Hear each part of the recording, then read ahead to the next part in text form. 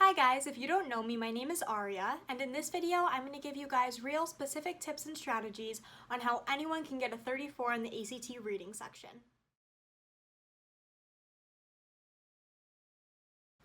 If you guys are interested in any other how-to videos for the ACT, I've posted one about the English section, the math section, and how to get a 34 in the ACT as a whole. My first tip for the ACT reading section is to always read the whole passage first. Timing is brutal on this section, and going to read the questions first is just going to waste your time. Now, I say read the passage because don't go read this passage like you would a book for school or even an SAT passage if you've taken the SAT, because they're not going to ask you conceptual questions like you would get on a school test or even on the SAT. The ACT is very different. They're not going to ask you anything about diction or really any other conceptual questions. It's all going to be detail-based.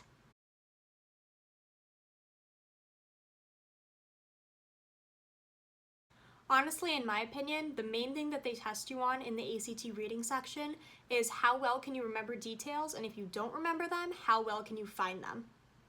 So when you read through the passage, make sure you get the gist of it. And also make a mental table in your head of where certain details are. So where they're introducing new characters, where they're describing people or an object.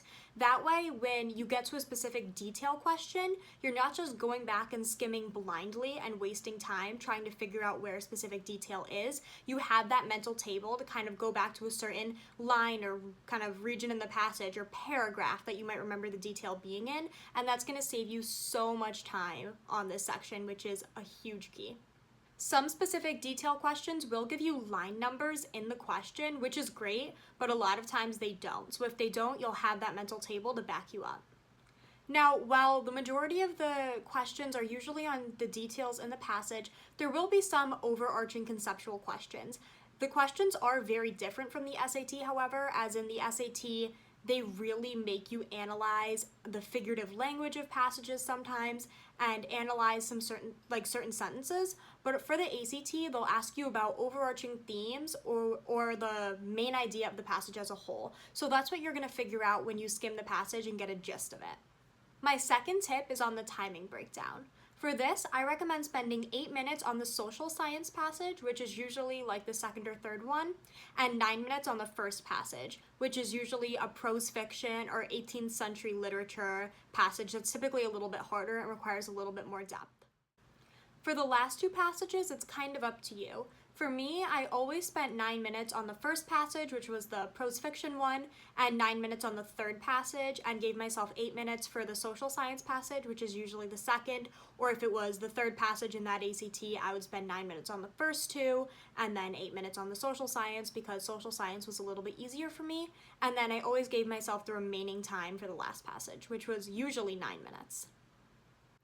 The key here is that 20 to 30 seconds makes a difference. So don't get caught up on a question, and if you've allotted 9 minutes for a certain passage and you finish the passage in 8 minutes and 40 seconds, don't spend the remaining 20 seconds trying to check over your answers or something like that for that passage, because you're going to get nowhere in 20 seconds. Move on and start reading the next passage, because 20 seconds could make a difference while you're reading. My third tip is if you're really running out of time, there are certain questions that you can figure out without going back to the passage and finding the detail for it. Obviously use this as a last resort, but when I took the ACT, I was running out of time on the last passage. I remember the proctor calling 1 minute, and I still had 3 multiple choice questions left on my last passage. I knew there was no way I was going to be able to go back through the passage and find the answer to all 3 of those questions, so I skimmed each one, and for 2 out of the 3 of them, logically, just one of the answers made sense. So use logic to your advantage, because unlike the SAT, on the ACT, they're usually not trying to trick you. The passages are generally more straightforward, and the answers, there's just one clear-cut answer. So use logic and it'll usually work. So thank you for watching. That's it for my reading tips for the ACT. If you liked this video or got something out of it, feel free to like and comment, and subscribe for more ACT, SAT, and college content in the future.